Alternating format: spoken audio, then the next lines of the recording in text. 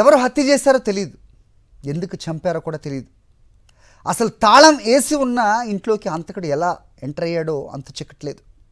ఒక మహిళను ఏకంగా 27 సార్లు కత్తితో పొడిచి కిరాతకంగా చంపటం వెనక రీజన్స్ ఏంటి? తెలిసిన వారి పైన సుపారీ ఇచ్చి చంపించారా? అసలు సీసీ కెమెరాలకు కూడా చిక్కకుండా తప్పించుకున్న ఆ హంతకులు ఎవరు? నల్గొండ జిల్లా కొండమల్లేపల్లిలో రూపారెడ్డి హత్య కేసుపై సాక్షి గ్రౌండ్ రిపోర్ట్. నల్గొండ జిల్లా కొండమల్లేపల్లి హైదరాబాద్ నుంచి శ్రీశైలం వెళ్లే వారికి తప్పగా పెద్దగా పరిచయం లేని ప్రాంతం. కానీ ఇప్పుడు ఆ మల్లేపల్లి అందరి నోళ్లలో నాంతోంది. కారణం, ఓ మహిళ అత్యంత దారుణంగా హత్యకు గురి కావటం. రూపారెడ్డి అనే మహిళ మర్డర్ మిస్టరీపై అందరిలోనూ చర్చ జరుగుతోంది. ఎప్పట్లాగే స్కూల్కి వెళ్ళి తిరిగి వచ్చిన రూపారెడ్డి 15 నిమిషాల్లోనే రక్తపు మడుగులో విగత జీవిగా మారారు. అది కూడా అత్యంత పాశవికంగా 27 సార్లు కత్తిపోట్లకు గురై చనిపోయారు. ఘటన జరిగి 4 రోజులు దాటినా కూడా నిందితుల జాడ దొరకపోవడంతో అసలు హంతకులు ఎవరు అన్నది ఇంకా తేలలేదు. మరోవైపు అన్ని కోణాల్లో విచారణ చేస్తామని పోలీసులు అంటున్నారు. భర్త పాత్ర ఏమన్నా ఉందా అనే కోణంలో కూడా ఎంక్వైరీ జరుగుతోంది. అయితే 3 అనుమానితులు మాత్రం పోలీసులు విచారిస్తున్నారు.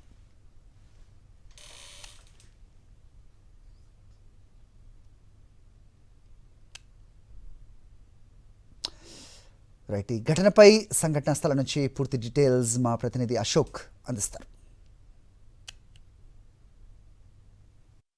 ఒక మహిళని అందులోనూ ప్రశాంతంగా అంటే ఒక ప్రైవేట్ స్కూల్ నిర్వహిస్తూ ప్రశాంతంగా జీవనం సాగిస్తున్నటువంటి మహిళని అత్యంత దారుణంగా హత్య చేయడం రాష్ట్ర వ్యాప్తంగా సంచలనం సృష్టించింది. నల్గొండ జిల్లా కొండమల్లేపల్లికి సంబంధించినటువంటి రూపారెడ్డి ప్రస్తుతం మనం ఉన్నటువంటి ఇక్కడ ఇదే ఇంట్లో నివాసం ఉంటుంది.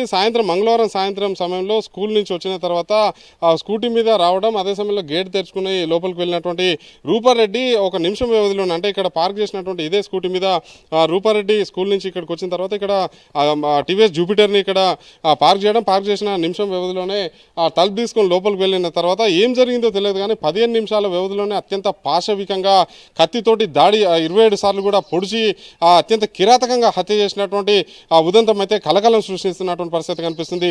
హత్యకు గల కారణాలు ఏమై ఉంటుందని చెప్పేసి కూడా ప్రస్తుతం అయితే సస్పెన్స్ కొనసాగుతుంది. సస్పెన్స్ను తెరదించేటువంటి ప్రయత్నంలో అయితే పోలీసులు ఉన్నటువంటి పరిస్థితి కనిపిస్తుంది. ఎందుకంటే హత్యకు సంబంధించి అన్ని కోణాల్లో పోలీసులు విచారణ చేస్తున్నారు. సుపారీ హత్య అని మొదట ఒక అనుమానాలు వచ్చింది. ఆ తర్వాత కొంతమంది కావాలనే రూపారెడ్డి మీద పగ పెంచుకొని హత్య చేశారని చెప్పేసి తెలిసినటువంటి నేపథ్యంలో రూపారెడ్డి మీద పగ పెంచుకోవడానికి గల కారణాలు ఏమై ఉంటుందని చెప్పేసి కూడా పోలీసులు అయితే విచారణ చేస్తున్నటువంటి పరిస్థితి ఉంది. ప్రస్తుతం అయితే 3 నిందితుల్ని అదుపులోకి తీసుకొని విచారణ చేస్తున్నటువంటి పోలీసులు భర్త పాత్రపై కూడా అనుమానాలు వచ్చినటువంటి నేపథ్యంలోనే అతన్ని కూడా పోలీసులు అయితే ప్రస్తుతం అయితే విచారణ చేస్తున్నారు. ఎందుకంటే ఒక నేరం జరిగినప్పుడు అటు కుటుంబ సభ్యులకు సంబంధించినటువంటి వ్యక్తుల్ని అదుపులోకి తీసుకుంటూ విచారిస్తారు. ఆ తర్వాత వాళ్ళ నుంచి వివరాలు సేకరించేటువంటి క్రమంలోనే కొత్తగా ఏమైనా వివరాలు అంటే వాళ్ళకి సమాచారం వస్తుందా అన్న కోణంలో భర్తను కూడా ప్రస్తుతం అయితే రాజేందర్ రెడ్డిని కూడా విచారిస్తున్నటువంటి పరిస్థితి కనిపిస్తుంది. ఎందుకంటే ఘటన జరిగినటువంటి క్రమంలో రాజేందర్ రెడ్డి కొండమల్లేపల్లిలో లేకపోవడం, హైదరాబాద్లో ఉన్నటువంటి మరో ఇంట్లో ఉన్నటువంటి నేపథ్యంలోనే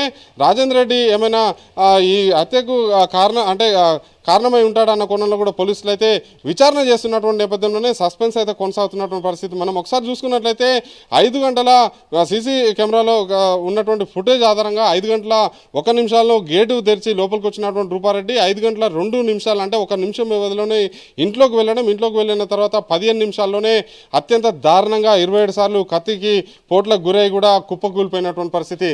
అయితే మంగళవారం సాయంత్రం 5 గంటల 17 నిమిషాల సమయంలో ఈ హత్య జరగగా బుధవారం ఉదయం వరకు కూడా ఎవరికి కూడా తెలియనటువంటి నేపథ్యంలోనే అసలు ఏం జరిగి ఉంటుందని చెప్పేసి కూడా ప్రస్తుతం అయితే సస్పెన్స్ కొనసాగుతుంది. ఆ రోజు రాత్రి రాజేందర్ రెడ్డి రూపారెడ్డి మొబైల్ నెంబర్కు ఫోన్ చేయడం స్పందించకపోవడంతో తెల్లవారుజామున ఉన్నటువంటి పైన ఉన్నటువంటి రెంటల్కు ఉన్నటువంటి కొంతమందికి ఫోన్ చేయడం, ఆ తర్వాత పక్కనే ఉన్నటువంటి చింతపల్లి ఎస్ఐకి కూడా ఫోన్ చేసి రూపారెడ్డి ఫోన్కు స్పందించట్లేదు, ఒకసారి ఇంట్లోపలికి వెళ్ళి చూడాలని చెప్పేసి రిక్వెస్ట్ చేసినటువంటి నేపథ్యంలోనే అతను కూడా వచ్చి తలుపు తీసి లోపలికి వెళ్ళి చూసేటువంటి క్రమంలో రూపారెడ్డి రక్తపు మడుగులో పడి చనిపోయి ఉన్నటువంటి విషయాలు అయితే వెలుగులోకి వచ్చినాయి. మనం ఒకసారి విజువల్స్లో చూసుకోవచ్చు. ఇంటి ముందల భాగంలో 2 కెమెరాలు ఉంటాయి. ఉంటాయి, పక్కన మెట్ల వద్ద మరొక కెమెరా ఉంటుంది. ఆ కెమెరా గేట్ని చూసేలాగా అటువైపు తిప్పి ఉంచినటువంటి పరిస్థితి. ఇటు బ్యాక్ సైడ్ అంటే ఇంటి బ్యాక్ సైడ్ ఒక కెమెరా ఉంది. ఇటు నుంచి ఎవరైనా లోపలికి దూకితే దోపిడి దొంగలు కావచ్చు, మరొక కొంతమంది వ్యక్తులు ఎవరైనా దూకినా కూడా రికార్డ్ అయ్యేలా కూడా ఇక్కడ సీసీ కెమెరా పెట్టినటువంటి పరిస్థితి. అయితే వీటన్నిటిని ఆ నిందితుడు ముందుగానే రెక్కి నిర్వహించుండు. ఎక్కడ సీసీ కెమెరాలు ఉంటాయి, ఎక్కడి నుంచి ఇంటి లోపలికి వెళ్తే మనం ఆ సీసీ కెమెరాలో రికార్డు కాకుండా ఉంటామని చెప్పేసి రెక్కి నిర్వహించిన తర్వాతనే ఆ రోజు గోడ దూకి ఇంట్లోకి వెళ్ళినట్టు స్పష్టంగా తెలుస్తుంది. ఎందుకంటే మనం చూసుకున్నట్లయితే ఆ కెమెరా కేవలం అటు ఉన్నటువంటి 90 డిగ్రీస్ ప్రాంతాన్ని మాత్రమే కవర్ చేస్తుంది. మిగిలినటువంటి బ్యాక్ సైడ్ కావచ్చు, అటువైపు బాత్రూమ్ సైడ్ కావచ్చు కెమెరాలు లేకపోవడంతో ఇక్కడ ఉన్నటువంటి చూసుకోవచ్చు మొత్తం ఖాళీ ఫ్లాట్లు ఉన్నాయి. అక్కడ ఉన్నటువంటి 1-2 బిల్డింగ్ల వద్ద కెమెరాలు లేకపోవడంతో ఆ ఖాళీగా ఉన్నటువంటి ఫ్లాట్లకి కొంత దూరాన్ని కారు నిలిపి ఉంచిన తర్వాత కాలినడకన ఇక్కడికి ఇంటి వద్ద రూపారెడ్డి ఉంటున్నటువంటి ఇంటి వద్దకు రావడం, ఆ తర్వాత గోడ దూకి మనం చూసుకోవచ్చు ఈ డోర్ అంటే మనకు ఇక్కడ క్లియర్గా ఈ డోర్ ఉన్నటువంటి డోర్ ఏదైతుందో ఈ డోర్ నుంచే లోపలికి వెళ్ళి ఉండొచ్చు అని చెప్పేసి కూడా ఒక అనుమానాలు అయితే వ్యక్తమవుతున్నాయి. ఎందుకంటే ఈ డోర్ వైపు కెమెరాలు లేకపోవడంతో ఈ డోర్ నుంచి లోపలికి అంటే డోర్ లోపలంగా లాక్ చేసి ఉంటుంది. మరి లోపలికి ఏ విధంగా వెళ్ళిండి అని చెప్పేసి కూడా ఒక ప్రశ్న అయితే రేకెత్తుతుంది. ఎందుకంటే ఇంటి లోపలంగా మొత్తం పూర్తిగా మనం ఇంటి నుంచి బయటకు వెళ్ళేటప్పుడు గడియలన్నీ పెట్టి ఉంచుతాం. గడియలు పెట్టి ఉన్నటువంటి క్రమంలోనే అసలు నిందితుడు లోపలికి ఎలా వెళ్ళిండి అనేది కూడా ఒక పెద్ద ప్రశ్నగా మిగులుతుంది. అంటే తెలిసిన వ్యక్తే వస్తున్నా అని చెప్పేసి రూపారెడ్డికి సమాచారం ఇచ్చారా, లేకపోతే భర్త రాజేంద్ర రెడ్డి ఇంటి నుంచి వెళ్ళేటువంటి క్రమంలో ఒక డోర్కి లాక్ వేయకుండా వెళ్ళారా అనేది కూడా ఒక సమాధానం రావాల్సినటువంటి ప్రశ్నగా ఉంది. ఈ డోర్ గుండానే లోపలికి వెళ్ళినట్టు కూడా అనుమానాలు వ్యక్తమవుతున్నటువంటి పరిస్థితి ఉంది. మొత్తం చూసినట్లయితే నిర్మానుష్యమైనటువంటి వాతావరణం ఉంది. ఈ ఇంటి మీద పూర్తి అవగాహన ఉన్నటువంటి వ్యక్తే ఇదంతా చేసిందని చెప్పేసి కూడా అనుకోవడానికి ఆస్కారం ఉన్నాయి. మనం ఒకసారి చూసుకున్నట్లయితే ఈ ప్రాంతం హత్య చేసిన తర్వాత ఇక్కడి నుంచి నింపాదిగా నిందితుడు నడుచుకుంటూ వెళ్తున్నటువంటి ఫుటేజ్ దాదాపు 35 సెకండ్లకు సంబంధించినటువంటి ఫుటేజ్ ఉంది. అందులో 10 సెకండ్లు మాత్రం నిందితుడికి సంబంధించినటువంటి విజువల్స్ క్యాప్చర్ అయినాయి. రెడ్ కలర్ టీ షర్ట్ వేసుకొని బక్కపల్చగా ఉన్నటువంటి 20-25 సంవత్సరాలు 30 సంవత్సరాల లోపు ఉన్నటువంటి యువకుడు మాదిరిగా అందులో కనిపిస్తున్నటువంటి నేపథ్యంలోనే పోలీసులు అతన్ని గుర్తించినట్టు తెలిసింది. స్థానికంగా ఉన్నటువంటి జిమ్ ట్రైనర్గా అతన్ని పోలీసులు గుర్తించి ప్రస్తుతం అయితే అదుపులోకి తీసుకొని విచారణ చేస్తున్నారు. హత్య చేసిన తర్వాత అతను నింపాదిగా నడుచుకుంటూ వెళ్తూ కొంత దూరాన పార్క్ చేస్తున్నటువంటి రెడ్ కలర్ కారులో వెనక సీట్లో కూర్చొని పరారైనట్టు తెలుస్తుంది. హత్య సమయంలో చేతికి వేసుకున్నటువంటి గ్లౌజులు అన్నింటినీ కూడా చింత చెట్టు తండా ఉంటుంది స్థానికంగా, అక్కడ పడేసి వెళ్ళినటువంటి క్రమంలోనే పోలీసులు వాటిని కూడా క్షుణ్ణంగా అనువనువు గాలించినటువంటి నేపథ్యంలోనే ఆ గ్లౌజ్ను కూడా ప్రస్తుతం అయితే స్వాధీనం చేసుకున్నట్టు తెలుస్తుంది. మనం చూసుకున్నట్లయితే ఒకటి అంటే ఆ డోర్ గుండా వెళ్ళొచ్చు, మరొక వైపు చూసుకున్నట్లయితే ఇక్కడ ఈ గోడ అంటే ప్రహరీ గోడ ఏదైతుందో ఇంటికి సంబంధించినటువంటి ప్రహరీ గోడ కేవలం మనం మీటర్ ఎత్తు కూడా లేదు. ఇది కూర్చొని కాలు అవతలికి పెట్టేలాగా ఆ గోడ హైట్ ఉన్నటువంటి పరిస్థితి. ఆ తర్వాత మనం చూసుకున్నట్లయితే ఇక్కడ ఒక మట్టి కుప్ప పోసినటువంటి క్రమంలోనే ఆ మట్టి కుప్పకు సంబంధించి ఆ మట్టి కుప్ప మీద చెప్పులకు సంబంధించినటువంటి గుర్తులు కూడా స్పష్టంగా కనిపిస్తున్నాయి. మనం అవతల వైపు వెళ్ళి ఆ గుర్తులను కూడా చూపిద్దాం. మట్టి కుప్ప మించే నడుచుకుంటూ వెళ్ళినటువంటి పరిస్థితి. అంటే ఎంత దారుణంగా ఒక వ్యక్తి అంటే రెక్కి నిర్వహించి ఒక మహిళని దారుణ హత్య చేసేందుకు ఏ స్థాయిలో రెక్కి నిర్వహించారో ఒకసారి అర్థం చేసుకోవచ్చు. ఇంట్లో నివాసం ఉంటున్నటువంటి వ్యక్తులకు కూడా ఇంటి మీద పూర్తిగా పట్టు ఉండకపోవచ్చు, నిందితునికి ఉన్నంత పట్టు. ఇక్కడ ఒక మట్టి కుప్ప ఉంటుంది, మట్టి కుప్ప మించి వచ్చి పడేసినటువంటి కరెంట్ పోల్ మీద కాలు పెట్టి గోడ దూకి లోపలికి వెళ్ళొచ్చు అని చెప్పేసి పూర్తి స్థాయిలో అవగాహన పెంచుకున్నటువంటి వ్యక్తే ఈ పని చేసినాడంటే తెలిసిన వ్యక్తి అయి ఉంటాడా, లేకపోతే సుఫారీ ఇచ్చినటువంటి వ్యక్తి ఈ ఇంటి చుట్టూ 10 సార్లు రెక్కి నిర్వహించిన తర్వాతే ఈ హత్యకు పూనుకున్నాడు అనేది కూడా తేలాల్సినటువంటి అవసరం అయితే కనిపిస్తుంది. ప్రస్తుతం అయితే 3 నిందితుల్ని పోలీసులు అదుపులోకి తీసుకున్నారు. అదుపులోకి తీసుకున్న వారిలో ఒక జిమ్ ట్రైనర్ ఉన్నారు. అదే సమయంలో ముగ్గురితో పాటు భర్త పాత్ర మీద కూడా అనుమానాలు వస్తున్నటువంటి నేపథ్యంలో ప్రస్తుతం అయితే రాజేంద్ర రెడ్డిని కూడా అదుపులోకి తీసుకొని విచారణ చేస్తున్నటువంటి పరిస్థితి ఉంది. ఏదేమైనప్పటికీ ఒక మహిళని అత్యంత దారుణంగా పాశవికంగా 27 సార్లు కత్తితోటి దాడి చేసి దారుణంగా హత్య చేసినటువంటి ఘటన మాత్రం నల్గొండ జిల్లాతో పాటు రాష్ట్ర వ్యాప్తంగా కలకలం రేపుతున్నటువంటి ఉదంతమైతుంది. నేను శ్రీనివాసరావు, పాషం అశోక్ రెడ్డి, సాక్షి టీవీ, నల్గొండ.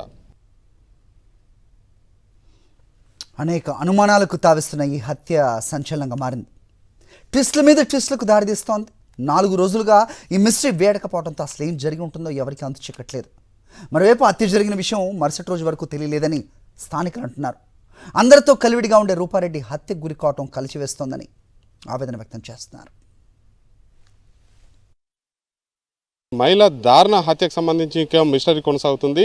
అసలు హత్య చేసినటువంటి వ్యక్తులు ఎవరు, ఎందుకు హత్య చేయాల్సి వచ్చిందని చెప్పేసి అన్ని కోణాల్లో పోలీసులు విచారణ చేస్తున్నప్పుడు కూడా ఇప్పటికే ముగ్గురు అనుమానితులను అదుపులోకి తీసుకొని విచారణ చేస్తున్నప్పుడు కూడా అసలు హత్యకు గల కారణాలు ఏమై ఉంటుందని చెప్పేసి కూడా ఒక మిస్టరీ అయితే, సస్పెన్స్ అయితే కొనసాగుతున్నటువంటి పరిస్థితి. హత్య జరిగినటువంటి ప్రాంతంలో మనం చూసుకోవచ్చు, చాలా పీస్ఫుల్గా ఉంటుంది. గతంలో ఏ చిన్నపాటి కూడా గొడవ కూడా జరిగినటువంటి ప్రాంతంలో మహిళని అత్యంత దారుణంగా 27 సార్లు కత్తితోటి పొడిచి చంపినటువంటి ఉదంతం ఇక్కడ ఒక్కసారిగా ఉలికిపాటు గురి చేసినటువంటి పరిస్థితి కనిపిస్తుంది. మండల కేంద్రానికి కేవలం 2 కిలోమీటర్ల దూరంలో ఉంటుంది. రూపారెడ్డికి సంబంధించినటువంటి నిర్వహించేటువంటి స్కూల్కి కేవలం కిలోమీటర్ దూరంలో ఉంటుంది. ప్రతిరోజు ఉదయం సాయంత్రం స్కూటీ మీద స్కూల్కి వెళ్ళిన తర్వాత తిరిగి యథావిధిగా సాయంత్రం 6 గంటలు దాటిన తర్వాత ఇక్కడికి ఇంటికి వచ్చేటువంటి రూపారెడ్డి హత్య జరిగినటువంటి ఆ రోజు మాత్రం ఒక గంట ముందు స్నేహితులు వస్తున్నారని చెప్పేసి అందులో నిర్వాహకులతో పాటు కొంతమంది ఉద్యోగులకు కూడా సమాచారం అందించి ఇంటికి వచ్చినటువంటి క్రమంలోనే కేవలం 15 నిమిషాల వ్యవధిలోనే అత్యంత దారుణంగా రూపారెడ్డి హత్యకు గురవడం మాత్రం ఒక సంచలనంగా కలకలం రేపుతున్నటువంటి పరిస్థితి కనిపిస్తుంది. అయితే హత్య జరిగినటువంటి ప్రాంతాన్ని మనం ఒకసారి విజువల్స్లో చూసుకోవచ్చు.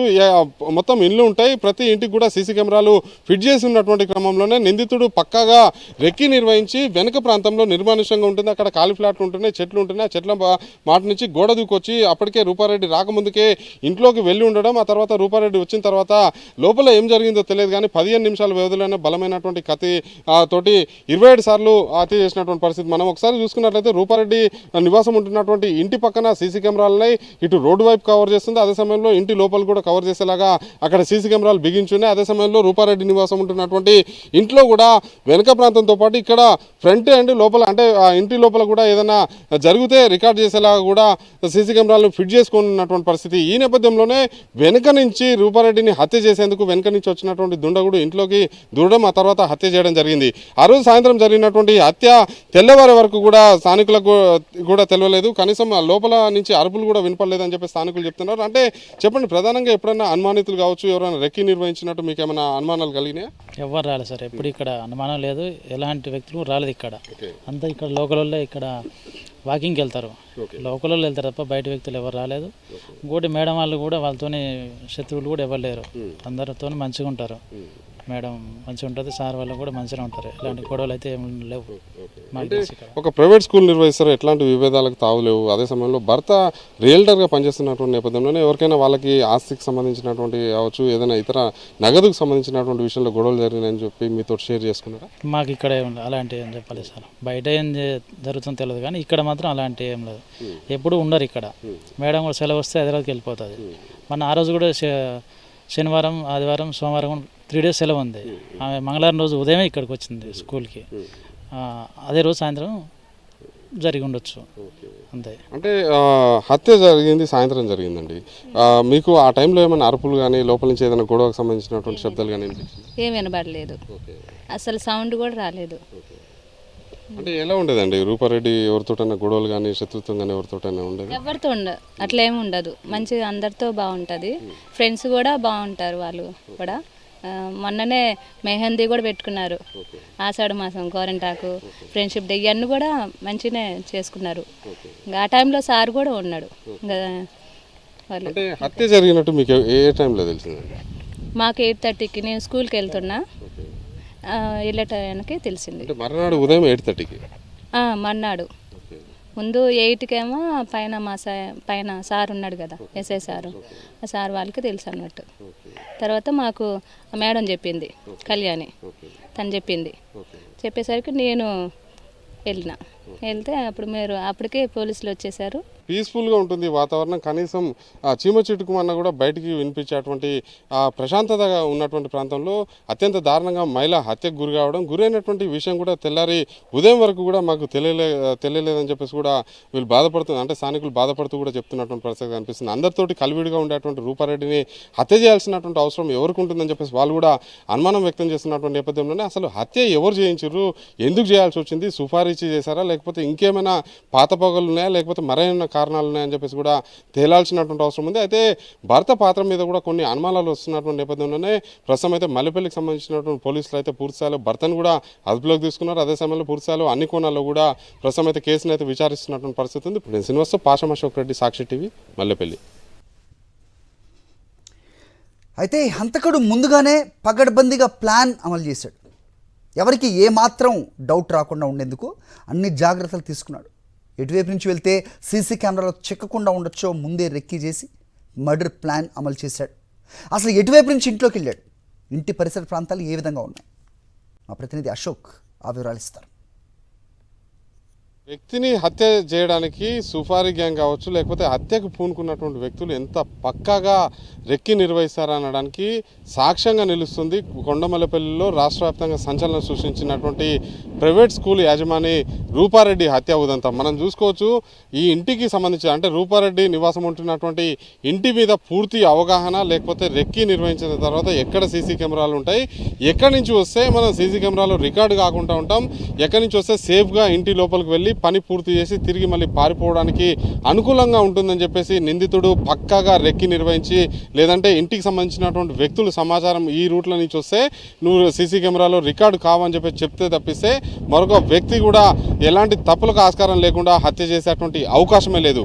ఇక్కడ నిర్మానుష్యంగా ఉంటుంది, ఓపెన్ ఫ్లాట్లు ఉంటున్నాయి, అక్కడక్కడ ఇల్లు ఉన్నప్పుడు కూడా పూర్తిగా ఓపెన్గా ఉంది. అదే సమయంలో మన మామూలుగా కంప చెట్లు అంటాం, సర్కార్ చెట్లు కూడా పిలువబడతాయి తెలంగాణలో. ఆ సర్కార్ చెట్లు పూర్తిగా ఉన్నటువంటి నేపథ్యంలోనే ఆ చెట్ల మధ్యలంగా సుదూరంగా ఒక కారు నిలిపి ఉంచడం, నింపాదిగా నడుచుకుంటా అంటే ఒక కొత్త వ్యక్తి ఎవరన్నా ఇంటికి వెళ్తున్నా లేదంటే ఏదైనా పని మీదకి వెళ్తే ఆ పని మీద వచ్చినటువంటి క్రమంలో ఎవరికి కూడా అనుమానం రాదు, ఎవరో ఒక వ్యక్తి ఇక్కడ తిరుగుతున్నారు అని చెప్పేసి అనుమానం పడేటువంటి ఆస్కారం ఉండదు. కాబట్టి దూరంగా కారు పెట్టి ఉండడం, నింపాదిగా షూ వేసుకోవడం, అదే సమయంలో ఇక్కడ మనం విజువల్స్లో చూపిస్తున్నటువంటి ప్రాంతం గుండా ఎక్కడ కూడా సీసీ కెమెరాలు లేకపోవడంతో ఈ ప్రాంతం గుండా వచ్చినటువంటి దుండగుడు ఇక్కడ అంటే లోపలికి ఇంటి లోపలికి వెళ్ళేందుకు ఇదే కరెక్ట్ అయినటువంటి అనువైనటువంటి ప్రాంతంగా భావించింది. ఎందుకంటే ఇక్కడ ఒక పక్కన ఒక ఇల్లు ఉంటుంది, ఇంటికి సంబంధించి ఎక్కడ కూడా కరెంటు పోల్ కావచ్చు, లేదంటే స్థానికులు కావచ్చు, లేకపోతే ఈ గ్రామ పంచాయతీకి సంబంధించినటువంటి అంటే పంచాయతీకి సంబంధించినటువంటి సిబ్బంది కావచ్చు, ఎవరు కూడా సీసీ కెమెరా పెట్టుకోపోవడంతో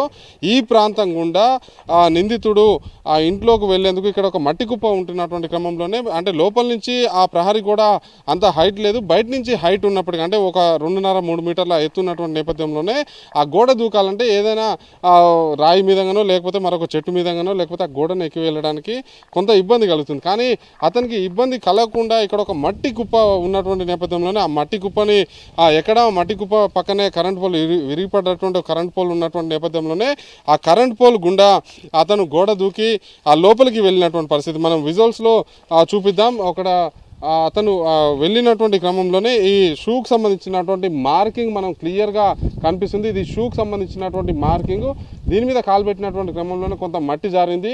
ఇక్కడి నుంచి ఆ మట్టి కుప్ప ఎక్కినటువంటి నిందితుడు మరొక మార్కింగ్ ఇక్కడ మనకు క్లియర్గా కెమెరాలో అంత క్లియర్గా స్పష్టంగా కనిపిస్తుందో లేదో తెలియదు, కానీ మనకు కళ్ళకు మాత్రం క్లియర్గా కనిపిస్తుంది. ఇక్కడ ఒక మార్కింగ్ అంటే అక్కడ ఒక కాలు పెట్టి ఇక్కడ ఒక కాలు పెట్టిన తర్వాత ఈ కరెంట్ పోల్ మీదకి వచ్చినటువంటి నిందితుడు ఇక్కడ మనం ఒకసారి విజువల్స్లో చూపిద్దాం. ఇక్కడ నుంచి గోడ దూకడానికి ఎంత ఈజీ అంటే మనమే చూసుకోవచ్చు, గోడ దూకడానికి ఎంత ఈజీగా ఉందో ఒకసారి ఆలోచన చేయొచ్చు. అంటే నిందితుడు గోడ దూకడానికి ఎంత సులువుగా గోడ దూకిండో ఒకసారి అర్థం చేసుకోవచ్చు. గోడ దూకిన తర్వాత ఒకసారి విజువల్స్లో ఇక్కడ చూపిస్తాం. ఇక్కడ ముందు అంటే ఆ గేట్ వైపు ఒక సీసీ కెమెరా ఉంటుంది, ఇక్కడ ఇటువైపు అంటే ఈ యాంగిల్లో ఒక సీసీ కెమెరా ఉంటుంది. ఇక్కడ నుంచి వెళ్తే ఖచ్చితంగా సీసీ కెమెరాలో రికార్డ్ అయ్యేటువంటి ఆస్కారం ఉంటుంది. కానీ నిందితుడు క్లియర్గా ఫస్టే రెక్కి నిర్వహించినటువంటి నేపథ్యంలోనే ఈ ప్రాంతం గుండా సీసీ మరిన్ని అప్డేట్స్ కోసం ఛానల్ ను సబ్స్క్రైబ్ చేయండి. నోటిఫికేషన్స్ కోసం బెల్ ఐకాన్ పై క్లిక్ చేయండి.